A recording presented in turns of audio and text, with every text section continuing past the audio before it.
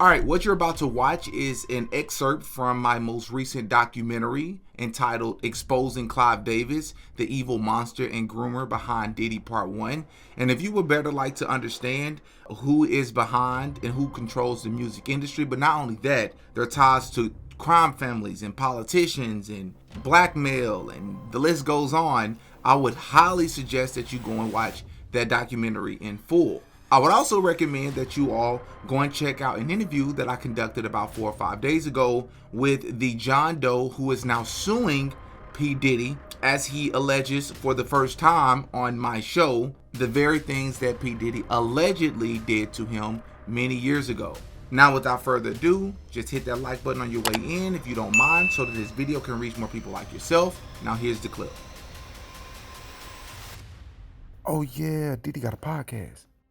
And in 1983, while in a small New York club called Sweetwater's, Clive Davis would hear a backup artist singing with her mother that would blow him away. He was instantly inspired to sign her. This person turned out to go by the name of Whitney Houston. This would then lead to him signing her, shaping her image, and connecting her with top producers in the industry. Then he introduced Whitney to the mainstream world by bringing her to the Merv Griffin national television show on June 23, 1983, as she sang beautifully over a white and black checkerboard flooring in between two twin pillars. Just 2 years later, in 1985, her debut album would drop, self-entitled Whitney Houston, and she would follow up with an album titled Whitney in 1987, which made her a global superstar. Clive and Whitney would go on to produce 11 #1 albums in a row between 1985 and 1998. During that legendary run, Whitney Houston would meet and marry Bobby Brown, who I believe was under the programming, by the way, in 1992. And this is really when the drug use heavily increased, reportedly cocaine and marijuana being the drugs of choice. This just so happened to be the same year she starred in her biggest film, The Bodyguard, with the hit song I Will Always Love You, which is a film many people don't know Clive Davis also helped produce. So the rumors of him controlling every facet of his artist's image and career seem more and more credible the more we look into these artists' careers. Which is a rumor, by the way, Clive actually addressed once, being quoted stating, "I wouldn't use the word control. If the artist writes, you wait until the album is delivered," someone like Alicia Keys. But when an artist does not write, an Aretha Franklin, a Whitney Houston, or a Dionne Warwick, they asked me to produce their album, to be the one going to all the writers and publishers, sifting through all the material for them. So there you're collaborating in a more personalized manner. So I don't know why you're using the word quote-unquote control. However, by 1997, Whitney's career and life really began to decelerate at a rapid pace. She began missing quite a few shows, canceling tours, and her behavior became more and more erratic. By 2003, her problems became public as she began missing interviews and having erratic moments on camera. Reports claimed that Clive Davis was offering to help Whitney, trying to get her to go to rehab, pay for treatments, and encourage her. But many people argue that he only did this because he needed to use and exploit her to make more money. Things would only get worse by 2008 when Whitney Houston was signed to Clive Davis once again at J Records to produce her album I Look to You, which also went #1. But she was very heavily using drugs and even openly spoke about it in an Oprah interview. Your marijuana, you lace it, you roll it up, and you smoke it, and your weed. It's just another form. It's like almost like heroin and cocaine speedballing, but you level it off with the marijuana.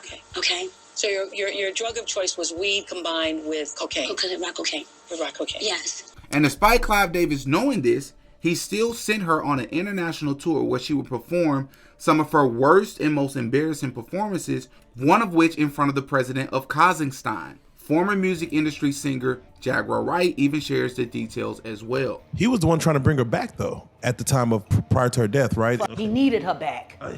He needed her back. But he needed her back and under his control. You wanna know what fucking Clive Davis did for Whitney Houston while he was busy trying to bring her back? See, people forget, before she came to the United States, he sent her on an international tour. And she went out on tour and she was still getting high at the time. You know, let's see. What happens if I put in Whitney Houston, Kazakhstan? That's where she went? She was out in Kazakhstan? Oh, man. This was not long before she passed away. I think I know. She only did 4 songs. Yeah, I think I know. I think I remember the voice. Yeah, I remember you with the voice. I know you're about to go with this. I think I remember this. Not just the voice. Just everything. The whole show. Oh, ouch. Straight to commercial. Yeah, I see that. It's definitely It'll make you cry if you really love music and if you really love Whitney Houston. It is even said that Clive Davis and Whitney Houston had a nasty fight just 2 days prior to her untimely demise. But let's talk about her untimely demise. Because on that day, February 11, 2012, or another way to think about that date is 02/12/2012, Whitney Houston would allegedly pass away due to drowning in extremely hot bath water, might I add, with heart disease and cocaine use deemed as contributing factors, according to the coroner office's autopsy report. Hi, how you doing? This is security from Beverly Hilton. Hi, what's going on there? I need the paramedics. Apparently, I got a 46-year-old female found in the bathrooms. That's all I've got right now, but they're requesting paramedics. Oh, okay. Female found in the bathroom. What room is she in? I'm not sure she fell or she was in the bathroom with the water. 434, I'm sorry. That's room 434? Yes. Okay, and it's not east, west, or anything else? It's room 434? Yeah. Okay, and you don't know if she is conscious of breathing at all? Apparently she wasn't breathing and she's 46-year-old. She was not breathing? Yes. Okay, but she is breathing now? I don't know. However, it was also reported by a private investigator that her body was actually badly beaten, which is inconsistent with the quote-unquote accident narrative. This private investigator also reported that he had evidence to suggest that there were 2 drug dealers that killed Whitney Houston. On this day, she was found unconscious at 3:55 p.m. in suite number 434, submerged in a bathtub at the Beverly Hilton Hotel, which just so happened to coincide with the 2012 Grammy Awards, which took place the same exact day. In fact, the pre-Grammy party, hosted by none other than Clive Davis, continued as scheduled despite everyone in attendance, including Clive, knowing that Whitney's deceased body was laying just above them as they partied. She was doing 2 numbers in a mother's act, so I went in, and the first song she sang, I knew. Just a revelation. So she lit up your life. She lit up my life. She lit up the room. I knew that I had to sign her. I was there that historic night, that party that you throw every year, and the tragic day that she died. That there were many. Why did you let the party go on? Of course, this is a personal thing. But the Grammys were the next night. You don't cancel. You turn an evening into a tribute. You did a magnificent evening. Into. Did you give a thought to canceling? Never. You never thought? Never. Did you ever think? And the family did not want me to give a thought. Didn't? No. One could argue that this was a form of an energy harvesting ritual. Remember, the Grammys is usually some sort of public ritual taking place for the masses, as we have covered Sam Smith in the past, Madonna's performance, the 2017 Beyonce performance, and the list goes on. There have also been rumors over the years that Ray J, whom Whitney was allegedly romantically involved with at the time, despite their huge age difference, and even though I have good reason to believe that they actually weren't dating, but it was a different type of relationship that we're about to speak about in a moment, it's been alleged that he was actually present at the hotel when everything happened. Now, I do want to state for the record that he's come out multiple times and denied this and claimed that he was actually in a completely different state at a show. I barely speak on Whitney. She's Whitney Houston. Yes. Number one, you mentioned murder. If you look on all my comments, yes, every time I go live, anything, you kill Whitney. Okay. That happens in spam. Now speak your truth on that. Here's the truth. I love Whitney. I was with Whitney every fucking day. She was one of the most important people to me. So y'all had a real relationship? 1000%, bro. The real emotions? Bro, that was my people, bro. We was gonna make it official the night she passed, bro. We didn't get a chance to, and I was on my way back and just never saw her again, bro. Niggas is saying that I was in the room when she died. Bro, that's the biggest cap I've ever heard. I've heard it since the beginning. I wasn't even there. I was nowhere around. Where were you? I was in San Diego doing a show. Okay. When I got back to the hotel, they did not let me up until everything was cleared and it was just the family. That's when I was able to go upstairs and see the family. This is you talking like late at night. When I pull up, I got my shoes. I'm ready to go to the event. I just talked to her on the phone. she's not there no more. It's over. Like, and Ray, who is her bodyguard, he found her. And he called me. CNN says Ray J found her. And then 10 minutes later, like, oh no, Ray, her bodyguard. That shit's 10 minutes later, bro. You get what I'm saying? Mm-hmm. But so, there's a innocence with jumping to conclusion, and you can kind of see why. Obviously, there's similarities in names, but that was not you. I was nowhere to be found. Right. And I hate talking about it because I got so much love for her. I've never seen her in that state. Yeah. They never. So to make me that person when I wasn't even there, and then to put murderer on top of that. Did you guys do drugs? I've never done one drug with Whitney. And then when niggas ask me, did Whitney do drugs? I mean, you don't gotta, there's certain things you can ask me, and I'll tell you about me. But you don't gotta ask the other question, because you already fucking know, like, it's Whitney. Everybody knows certain answers. After that shit happened, I tried hard drugs for the first time after this shit happened, because I was just like, I didn't know what was going on, bro. I was totally like... Did you ever witness her doing drugs? Whitney? Yes. I don't want to talk about that, because then it's like, put it like this. I'm way younger, bro. Mm-hmm. She's in control, bro. She's Whitney. She's a boss. And so, to make me the big dog, I'm not the big dog, bro. I'm the little nigga, bro. I'm the little homie. But of course, as always, after Whitney passed away, just like every other musician and artist, her music and popularity resurged and her numbers skyrocketed, which means once again, Clive Davis came out on the winning side of things. But that's not all. Many people have accused Clive Davis of actually being responsible for calling the drug dealers that showed up to Whitney's hotel that night to collect a 7-figure debt worth over $1.5 million that she owed due to her drug addiction. And many people also don't know that during the Diddy trial, earlier this year, one of the drug dealers was allegedly named, and his name was Ray J. This prompted a couple of people attending the trial to speculate that the only logical conclusion would be that one of the drug dealers that is, was Ray J, the R&B singer, which caused a heated back and forth online between Ray J and the accusers. Ray J was brought up in court today. They told Vanna, drug dealer Ray J, and she said, I don't know if that's his name. It sounds like that singer, but I don't think it's him. Yeah, when I heard that, as a matter of fact, I think everybody gasped when we heard that. Because we still want justice for Whitney Houston. Ray J was Whitney Houston's gay best friend selling her illegal substances, and it's alleged that he gave her a fatal cocktail because Clive Davis allegedly had an insurance policy on her, and obviously when these celebrities pass away, their music sell like crazy. And Whitney Houston was supposed to perform that night, and we know that her performance skills just went down the drain. So, Ray J, the feds are watching you. But why did they say the drug dealer today was Ray J? Do you think it's the same guy? She's trying to say it's not, but you thought it was. Absolutely, I believe it's Ray J, the singer. And if I had one wish, you need to come out the closet. That's what I wish. And I do believe it was that Ray J. What other person in Hollywood has the name Ray J? Nobody. It was him. You've been pushing the opioids and stuff over there in California. You got Whitney Houston unalive because you knew she was susceptible to it, and he pushed that off on Cassie. I'm willing to bet that Diddy didn't get Cassie hooked. It was Ray J.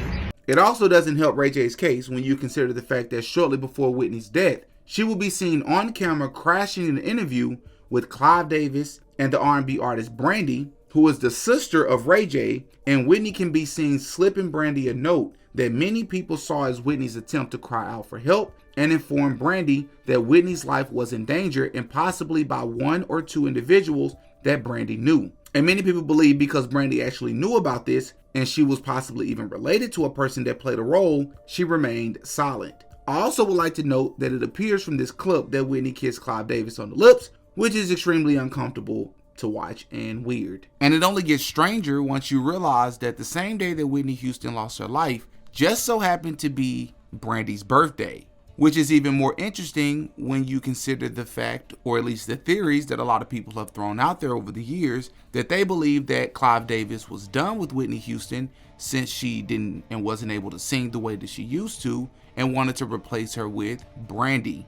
And it continues to get even more interesting because there's an interview that Ray J decided to give just the day before Whitney Houston lost her life that I personally found to be extremely coincidental. Several things about this interview was very coincidental and very interesting that I'm betting that you're going to find to be very interesting as well. The first thing I want you to notice is that when Ray J first walks out, he shakes Mr. Lopez's hand, which that's a very interesting character in himself, and I really can make an entire video on that guy, but I won't digress here. But he shakes his hand, and immediately after shaking his hand, he immediately says, new book. He immediately promotes this book in his hand. And the first word on this book is death. I also want you to notice the upside down triangle that is literally smack dead in the middle of the both of them with the words extra on it. I also want you to notice that both of these individuals are wearing all black, similar to what you would be wearing if you're going to a funeral. Is it a coincidence that the first word on this book is death, that he just so happened to be promoting, and both of these individuals are wearing all black? Not to mention, Ray J is wearing a polo shirt with the number 3 on it, which we've discussed the number 3 multiple times. It represents the union of opposites, or duality. Black and white shirt, duality, which is really big in Freemasonry. But something else interesting about this interview is that immediately after they shake hands, Ray J goes out of his way to randomly promote the book before they even get into the interview. And then Mr. Lopez immediately goes, well, before we talk about your book, I want to dispel a rumor that's been going around. And what's the rumor about? Whitney Houston. Take a listen for yourself. Please welcome my very special guest, recording artist, reality star, and now author, Mr. Ray J. What's up, man? How you been? Really good. Doing good. Good, man. So a lot I want to catch up with you. I know you got the new book. I want to get it. Before we get into the new book, though, I want to get a little rumor out of the way that I heard. You've been seen around town with Whitney Houston.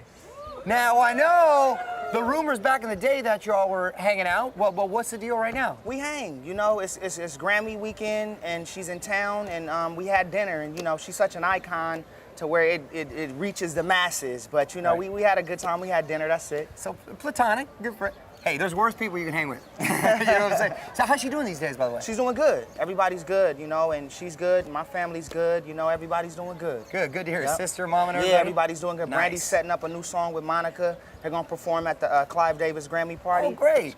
It's going to be good. And it also doesn't help when you consider the fact that Ray J seen a surge in his career after Miss Whitney Houston passed away, right? Later in 2012, he would guest appear as a recurring character on the Ricky Smiley Show, and he also co-hosted the reunion special in 2012 of the Bad Girls Club Las Vegas reunion, and then in 2013 he hosted the Bad Girls All-Star Battle, and then in 2014 he was on Love and Hip Hop Hollywood. And then it's Grammy time, That happened. and her and Clive had a fight 2 days before. And from what I was told, Bobby Christina was present for some of that fight. And then the next thing you know, she's dead. Ray J was the last person to see her alive. He let the drug dealer in, but she was sober, right? But he let the drug dealer in that gave her the shot. Leola has said, Leola Brown, Bobby Brown's sister, has said on several occasions that she was beaten. They saw her body. She didn't just die in a tub, like she was beat up. Oh, wow. And Brandy was the one that found her. But you know, they pledge allegiance to Clive too. Jeez. Well, you know, Ray J was kind of down on his luck because the whole bullshit had happened, and then, you know, Whitney was dead and he was using her, as he's said himself, for clout, and then all of a sudden he got Love and Hip Hop LA after Whitney died.